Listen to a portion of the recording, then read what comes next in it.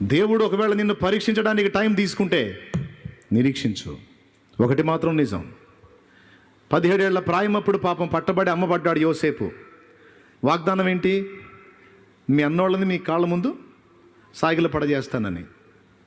విచిత్రం ఏంటంటే వాళ్ళ చేతే తనులు తిని అమ్మబడ్డాడు. కానీ ఆ వాగ్దానం ఎప్పుడు నెరవేరింది? 17లో అమ్మబడితే 30 ఏళ్ల ప్రాయం దాటిన తర్వాత వాగ్దానం నెరవేరింది. బబులోనులో దానియేలు ఉన్నట్టు ఐగుప్తులో యోసేపు ఉన్నాడు, కానీ దేవుని నుండి మాత్రం తొలగిపోలా. తన పితరుల దేవుడు యాకోబు దేవుడు, అబ్రహాం ఇస్సాకు యాకోబుల దేవుణ్ణి విసర్జించలా. హత్తుకొని ఉన్నాడు, ఆయన వైపే నడిచాడు, ఆయనతోనే నడిచాడు, ఆయన వైపే చూశాడు. చివరికి వాగ్దానాన్ని స్వతంత్రించుకొని అన్నలు వచ్చి ఆయన ముందు సాష్టాంగపడి, ఏలినవాడా మేము నీ దాసులం అన్నప్పుడు నాకు తెలిసి నేను అనుకుంటాను లోపల అల్లాడిపోయి ఉంటాడు యోసేపు. బెన్యామీని చూసినప్పుడు లోపలికి పోయి ఎలుగెత్తి ఏడ్చాను అని ఉంది. వాగ్దానాలు నెరవేర్చాడు, కానీ అది పొందడానికి కొంచెం దీర్ఘకాలం ఎదురు చూడాల్సి వచ్చింది. కొంతమందికి టైం డిలే అయ్యే కొద్దీ విశ్వాసం సన్నగిల్లి వెనక్కి జారిపోయిన వ్యక్తుల్ని కొంతమందిని చూశాను. ఇంకెప్పుడన్నా అని. ఆయన చిత్తం ఆయన ఎప్పుడు చేసినా పర్వాలేదు, ఆయన చిత్త ప్రకారం ఆయన సమయం ప్రకారం చేయని నా మేలుకే వస్తుంది అని నువ్వు అనగలిగితే ఇక నిన్ను ఆ విషయంలో పరీక్షించడు ఆయన. నీ చిత్తం ప్రభా, నీ ఇష్టం, నీ చిత్తం అని నువ్వు అనగలిగితే, నిజంగా అంతరంగంలో అలా నిశ్చయతతో ఉండగలిగితే ఆ వాగ్దానాన్ని త్వరపెడతాడు ఆయన. ఇంకెప్పుడు అని శోధించినంతకాలం అది డిలే అవుతానే ఉంటుంది. చెవులు గలవాడు వినుగాక ఆత్మస్వరాన్ని. హల్లెలూయా.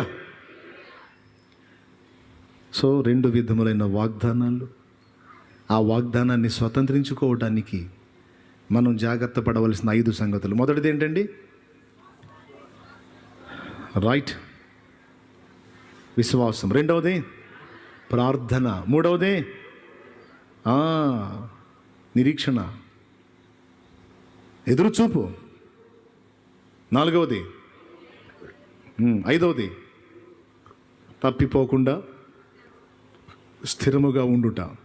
ఈ 5 విషయాలు ఏముందిలే అనుకోవద్దు, తెలిసినయేగా అనుకోవద్దు. జీవితంలో ఇవి ఆచరణలోకి తీసుకొని జాగ్రత్త పడాలి. అప్పుడు నీవు అడుగు వాటికంటే, ఊహించు వాటికంటే అత్యధికమైన కార్యాలు నీ జీవితంలో సాధిస్తావు, చూస్తావు. హల్లెలూయా. ఇవన్నీ స్వతంత్రించుకోవాలని ఎంతమంది హృదయంలో ఉంది?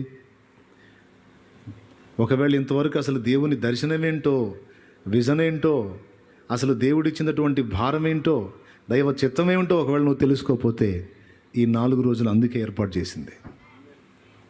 నువ్వు పెనుగులాడాలి ప్రార్థనలో.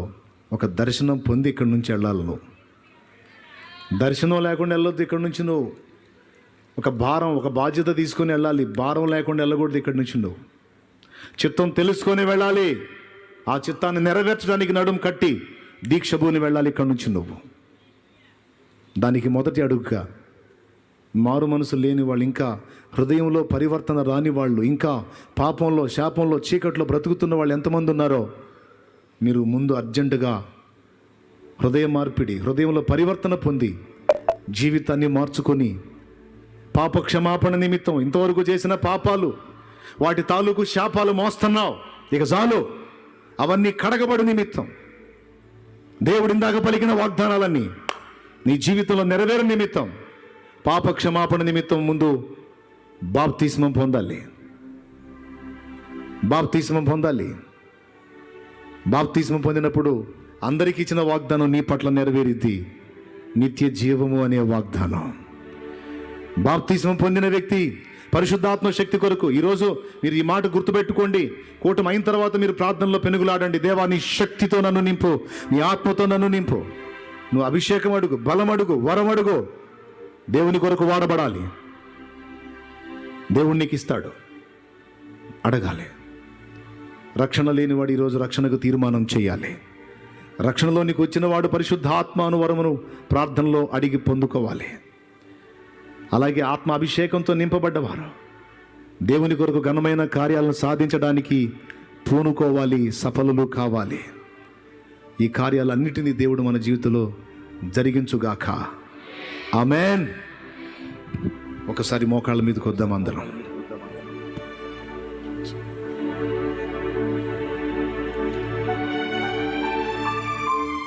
మోకాళ్ళ మీదకి వద్దాం. నా జీవితంలో ఏమీ తెలియని స్థితిలో నేను ప్రభు పాదాల చెంతకెళ్ళినప్పుడు, యేసు ప్రభు తెలీదు, శాపగ్రస్తమైన జీవితంలో, చెడిపోయిన బ్రతుకులో, ఏవేవో కార్యకలాపాల్లో ఉన్నాను, కానీ యేసు ప్రభు తెలీదు.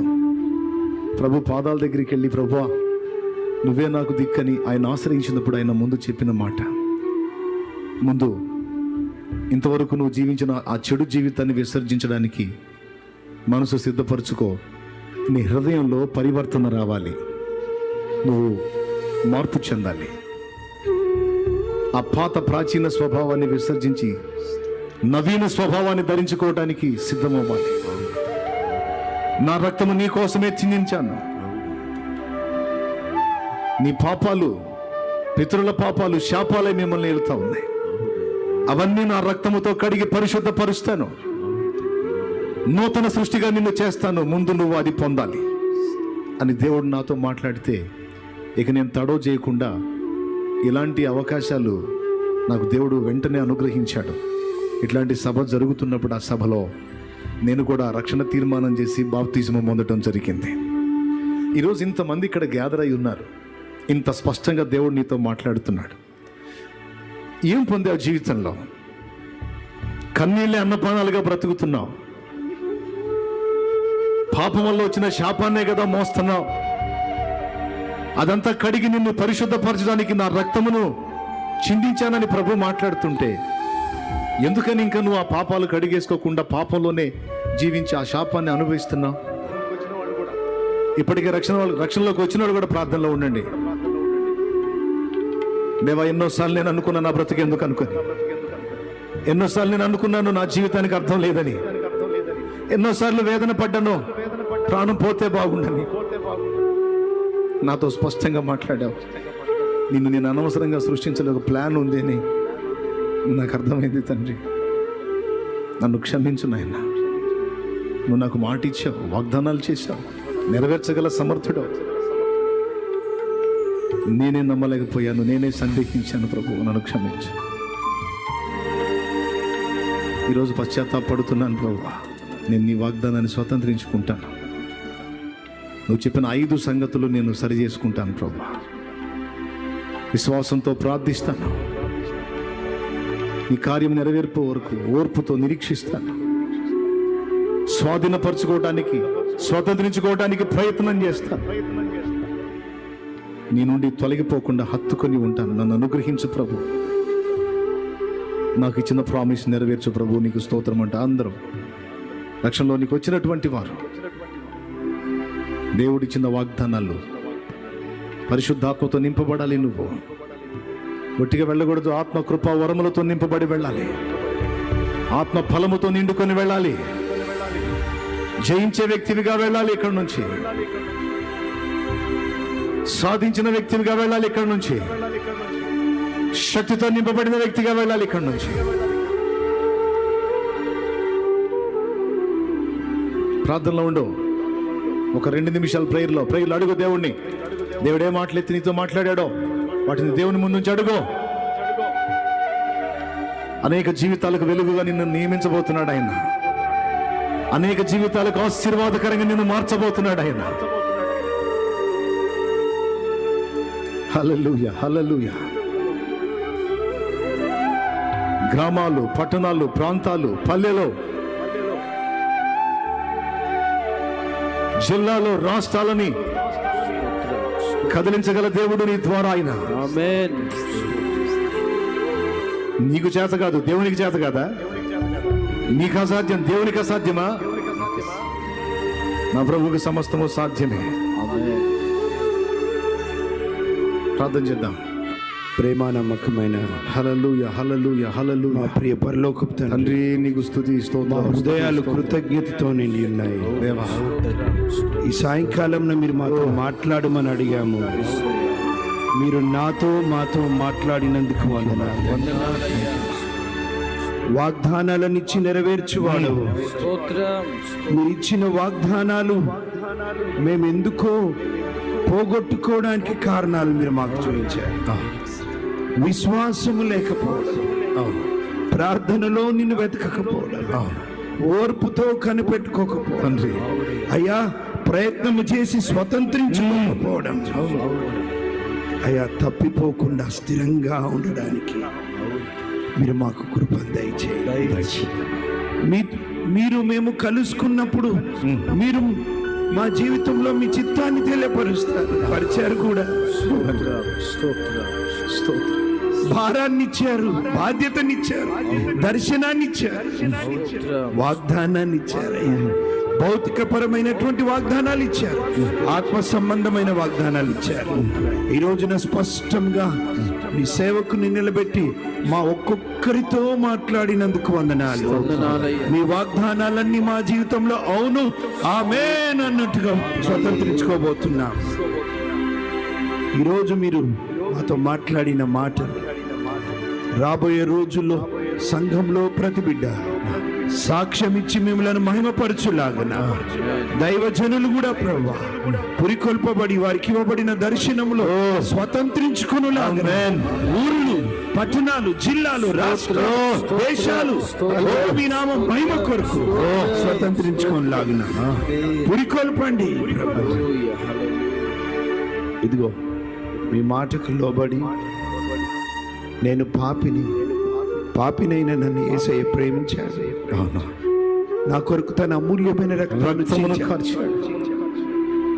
అవును, ఆయన నాకు కావాలి, ఆయన నా రక్షకుడని ముందుకొచ్చినటువంటి బిడ్డలందరినీ బట్టి వందనాలు. పరిశుద్ధాత్ముడా, మీరే పాపం గురించి, నీతి గురించి, తీర్పు గురించి ఒప్పింపజేయవాడు. వారిని ముందుకు నడిపించినందుకు వందనాలు. ఇదిగో మీ నామమున దైవజనుని ద్వారా బాప్తిస్మంలోనికి ముందుకు వెళ్ళుచుండగా ఇదిగో ఇంతకు ముందు అందరికీ ఇవ్వబడినటువంటి వాగ్దానం, మారు మనసు పొంది బాప్తిజం తీసుకున్న వారు పరిశుద్ధాత్మ అనే వరము పొందుతారు. ఆ వాగ్దానమును వారి జీవితంలో కూడా స్థిరపరచండి. కూడి వచ్చిన మీ ప్రియ జనాంగం అంతటిని బట్టి వందనాలు. మీకే మహిమ చెల్లిస్తూ కృతజ్ఞతలతో యేసయ్య నామమున ప్రార్థించి వేడుకుంటున్నాము తండ్రి. ఆమేన్.